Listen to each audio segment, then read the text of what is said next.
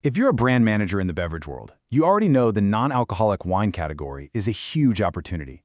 But let's be honest, it's also full of traps that can completely sink a product launch. So what's the secret to actually winning?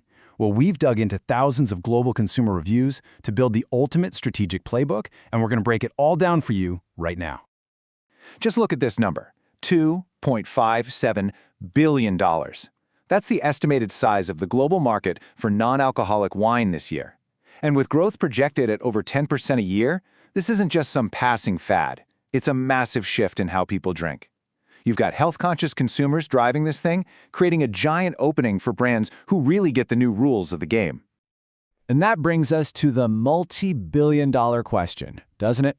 With all this money on the table, how do you make sure your brand is the one people are grabbing off the shelf?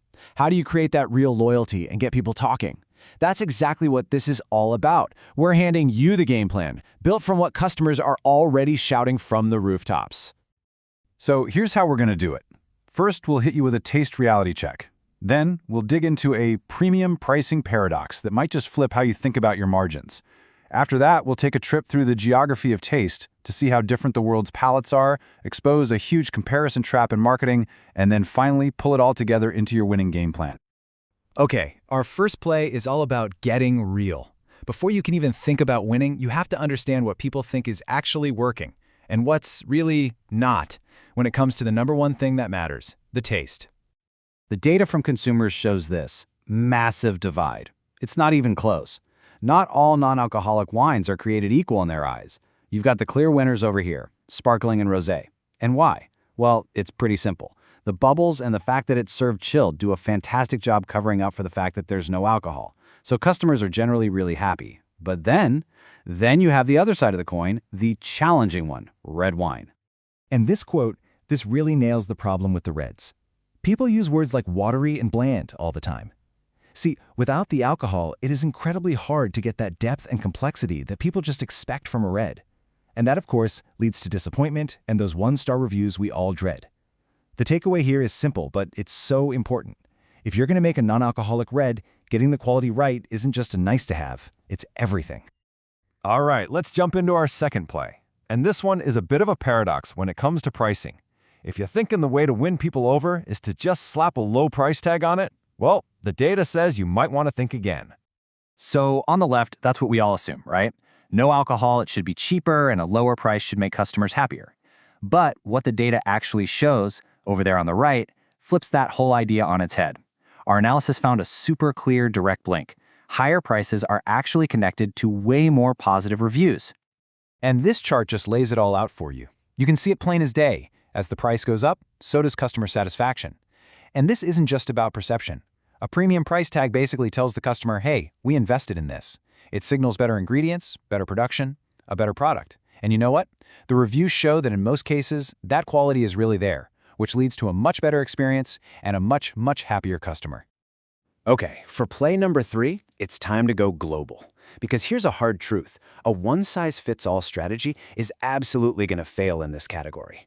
What people want and how they judge a drink changes drastically from one country to the next. You've got to tailor your game plan. The research shows us 3 really distinct personalities. First, you've got Australia. Think of them as optimistic and open. Aussie consumers are the most satisfied and the most willing to give new products a shot, a fantastic market to launch something new. Then there's the UK, critical and sophisticated. These are your toughest customers. They have a sharp palate and they will notice flaws in a second, especially with cheaper wines. And finally, the US market is varied and engaged. It's a huge market, sure, but the opinions are all over the place. You'll literally see a glowing 5-star review right next to a scathing 1-star rant for the exact same bottle. Our fourth play is a really important one, especially for your marketing team. The words you choose to put on that label, they can either set you up for a win or they can set you up for a tidal wave of bad reviews. It all comes down to avoiding one simple but really powerful psychological trap. We call it the comparison trap, and here's what it is. It's when your marketing goes out and promises that your product tastes just like the real thing. Now that sounds like a great selling point, right? But what it actually does is it frames your drink as just a substitute.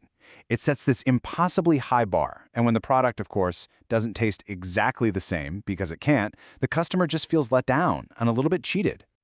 And the data on this is so clear. When your label forces that direct comparison to alcoholic wine, satisfaction just tanks. You're forcing customers to judge your product based on what it isn't.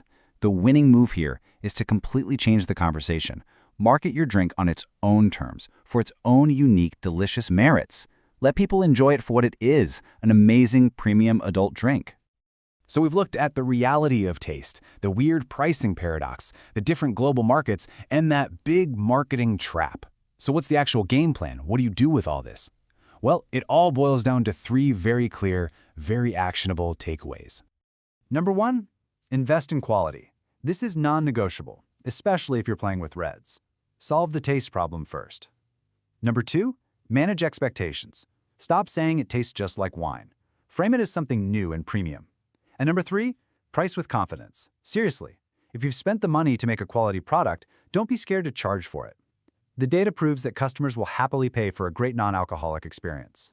The opportunity in non-alcoholic wine is just massive. But you have to be smart. You need a strategy that's driven by what customers are actually saying. This market is wide open for brands that can deliver quality, set the right expectations, and really understand their audience. So the only question left is, what's your first play going to be?